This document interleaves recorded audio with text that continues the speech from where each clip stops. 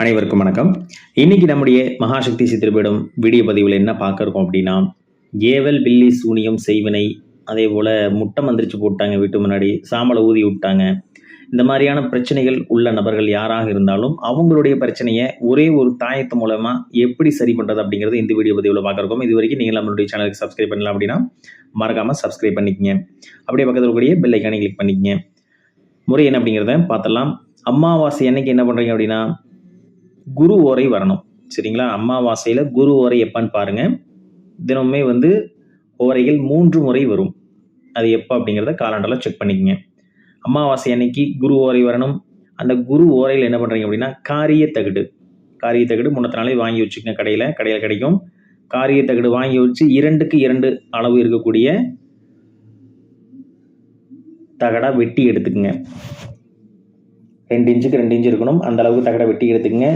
அமாவாசை அன்னைக்கு குரு ஓரையில, அது ரொம்ப முக்கியம். அமாவாசை அன்னைக்கு குரு ஓரையில 2 இன்ச்சுக்கு 2 இன்ச் அளவு இருக்கக்கூடிய காரிய தகட்டில் இங்கே நம்ம படத்தில் காமிச்சிருக்கக்கூடிய எந்திரத்தை பிழை இல்லாமல் எழுதுங்க. அடித்தல் திருத்தல் இருக்கக்கூடாது. ஒரு முறைக்கு 2 முறை முதல்ல நார்மலாக பேப்பரில் எழுதி பார்த்துக்குங்க. எழுதி பார்த்துட்டு கூட நீங்கள் அடித்தல் திருத்தல் இல்லாமல் தெளிவாக எழுதிக்கங்க. எழுதி முடிச்சுட்டு தகட்டுக்கு சாப நிவர்த்தி செய்யணும். சாப நிவர்த்தி மந்திரம் சொல்லிடுறேன்.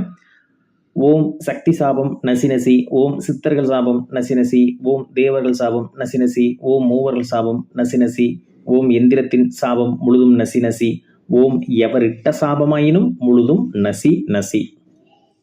இந்த மந்திரத்தை விபூதியும் அருகம்புல்லும் கொஞ்சம் போல கையில் எடுத்து இந்த மந்திரத்தை 3 முறை சொல்லி இந்த தகட்டின் மீது போடணும். போட்டீங்க அப்படின்னா எந்திரத்தின் சாபம் முழுவதும் நிவர்த்தி ஆகும். அதன் பிறகு என்ன பண்ணுறீங்க அப்படின்னா, கொஞ்சம் போல மறுபடியும் விபூதி எடுத்து இப்போ நம்ம சொல்லக்கூடிய பிராண பிரதிஷ்டை மந்திரத்தை சொல்லணும். ஓம் எந்திர தேவா உன் உயிர் உன் உடலில் நிற்க சிவா, ஓம் சக்தி நிற்க சிவன் நிற்க, சக்தியும் சிவனும் ஒத்து நிற்க, பிராண பிரதிஷ்டை எட்டும் பலம் பெருக சிவா. இந்த மந்திரத்தை ஒரு 21 முறை சொல்லி அந்த விபூதியை மறுபடியும் தகட்டின் மீது போடணும். இப்படி செய்து முடித்த பிறகு என்ன பண்ணுறீங்க அப்படின்னா, இப்போ நம்ம சொல்லக்கூடிய பொருட்களை நீங்கள் தயார் பண்ணி வச்சுருக்கணும். முதல்லையே தகடு வாங்குறதுக்கு முன்னாடி நீங்கள் தயார் பண்ணி வச்சுக்கோங்க. கோரோசனை, வெள்ளை சந்தனம், தேவதாரு, பச்சை கற்பூரம், கருப்பு அகில், சுக்கு, கஸ்தூரி, குங்குமப்பூ. சரிங்களா? இது கூட கொஞ்சம் போல புணுகு. இவ்வளவு என்ன பண்ணுறீங்க அப்படின்னா, நல்ல மைப்பதத்துக்கு அரைச்சி எடுத்துக்குங்க. நல்லா பவுட்ரு பண்ணிக்கங்க. கொஞ்சம் கடினமான பொருட்கள் எல்லாமே பவுட்ரு பண்ணி அதெல்லாம் என்ன பண்ணுங்க, மொத்தமாக கலந்துக்குங்க. சளிச்சு எடுக்கணும். முதல்ல இடித்து சளிச்சு எடுத்துட்டு வஸ்திரகாய மாதிரி நல்லா சளிச்சு எடுத்துட்டு அதை ஒன்றா அத்தரில் மிக்ஸ் பண்ணி வச்சுக்கோங்க. சரிங்களா? இப்படி எடுத்த பொருட்களை ஒரு கலவையாக கலக்கி கொஞ்சம் போல அத்தர் விட்டு கலக்கி வச்சுக்கோங்க. உங்களுக்கு நல்ல வாசனையான அத்தர், அதிகமாக கெமிக்கல் இல்லாமல், சரிங்களா, அதிகமாக கெமிக்கல் கலக்காத வாசனையான அத்தர் ஏதாவது வாங்கி வச்சுக்கோங்க. அதில் இந்த பொருட்களை எல்லாம் மொத்தமாக கலந்து ஒரு மை மாதிரி ரெடி பண்ணி வச்சுக்கோங்க. இதை தான் நீங்கள் அடுத்து சொல்லக்கூடிய இந்த மாதிரி எண் எந்திரங்களுக்கு நீங்கள் பயன்படுத்த போகிறீங்க. தமிழ் எண் எந்திரங்கள் இருக்கு இல்லையா, இப்போ நம்ம போட்டிருக்கோம் பாருங்க. இந்த மாதிரி எந்திரங்களுக்கு இந்த மை அப்படிங்கிறது ரொம்பவே தேவை. இதுக்கு மந்திரங்கள் எதுவுமே தேவையில்லை. இது நீங்கள் மொத்தமாக அரைச்சி எடுத்து வச்சிட்டீங்க அப்படின்னா ஒரு 1008 ஒரு பிள்ளையார் மந்திரமோ இல்லை உங்களுடைய உபாசனை மந்திரமோ ஏதாவது ஒரு மந்திரங்கள் சொன்னீங்க அப்படின்னா போதும். நீங்கள் அதற்கடுத்து நீங்கள் பயன்படுத்த ஆரம்பிக்கலாம். இதெல்லாம் தயார் செய்து முடித்த பிறகு நம்ம மை ரெடி பண்ணி வச்சுருக்கோம் இல்லையா, இதை கொஞ்சம் போல எடுத்து தகடு முழுக்க பூசி விடுங்க.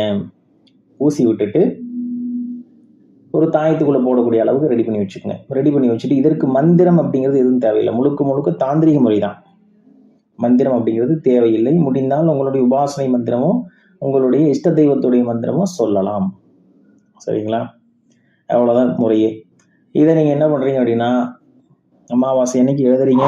அமாவாசையிலிருந்து பௌர்ணமி வரைக்கும் பூஜையில் வைக்கலாம். பூஜை அப்படின்னா ஒன்றும் இல்லை, ஒரு அவல் பொரி கடலை மட்டும் வச்சு டெய்லி விளக்கேற்றி நீங்கள் உங்களுடைய இஷ்ட தெய்வத்துக்கு ஒரு சின்ன படையல் போடுறீங்க இல்லையா, அதெல்லாம் செஞ்சுட்டு அதை வணங்கிட்டு வரலாம். ஒரு 15 நாளைக்கு இப்போ பூஜையில் இருக்கட்டும். உங்களுக்கு தெரிந்த மந்திரங்களை சொல்லிட்டு வரலாம். இந்த மந்திரம் தான் சொல்லணும் அப்படிங்கிறது இது கிடையாது. தெரிந்த மந்திரங்கள் சொல்லலாம்.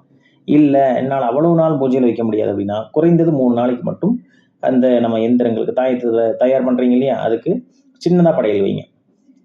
முதல் நாள் மட்டும் தேங்காய் பழம், வெற்றிலை பாக்கு, அவல் பொரி கடலை, அவ்வளவுதான். மற்ற 2 நாட்களுமே நீங்கள் வெறும் அவல் பொரி கடலை வைத்தால் போதுமானது. இதெல்லாம் செய்து முடித்துட்டு ஒரு 3வது நாள் என்ன பண்றீங்க அப்படின்னா, ஒரு எலுமிச்சம்பழம் 2ஆ அறுத்து குங்குமம் தடவி புழிஞ்சு விடுங்க. லைட்டா புழிஞ்சு விடுங்க. புழிஞ்சு விட்டுட்டு அதன் பிறகு அந்த தகட்டை சுருட்டி ஒரு தாயத்துக்குள்ள போட்டு அடைச்சு வச்சுக்கோங்க. ஒரு 50 தாயத்து 100 தாயத்து மொத்தமா ரெடி பண்ணி வச்சுக்கோங்க. உங்களுடைய வாடிக்கையாளர்கள் இந்த மாதிரி ஏதாவது பிரச்சனைக்கு வரும் பொழுது அதிலிருந்து ஒரு தாயத்தை எடுத்து கற்பூரம் ஏற்றி வைத்து அவருடைய பேரை கேட்டுக்குங்க. பேரை கேட்டுட்டு அவருக்கு இன்ன பிரச்சனை சரியாகணும், அவருடைய செய்வன பிரச்சனையா, ஏவல் பிரச்சனையா, அவர் என்ன பாதிப்புன்னு சொல்றாரோ அந்த பாதிப்பு சரியாகணும், இந்த பேருடைய இவருக்கு இந்த பிரச்சனை சரியாகணும் அப்படின்னு சொல்லி உங்களுடைய இஷ்ட தெய்வம் அல்லது உபாசனை தெய்வத்தினுடைய மந்திரங்களை சொல்லி மந்திரித்து அதன் பிறகு கொடுங்க. 108 முறை நீங்க அந்த மந்திரத்தை சொல்லி கொடுக்கணும்.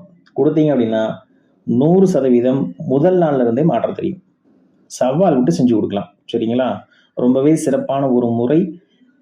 இதே போல மீண்டும் ஒரு பதிவில் உங்களை சந்திக்கிறேன். இது வரைக்கும் நீங்க நம்மளுடைய சேனலுக்கு சப்ஸ்கிரைப் பண்ணல அப்படின்னா மறக்காம சப்ஸ்கிரைப் பண்ணிங்க. அப்படி பக்கத்தில் பெல் ஐகானை கிளிக் பண்ணிக்கங்க. நன்றி, வணக்கம்.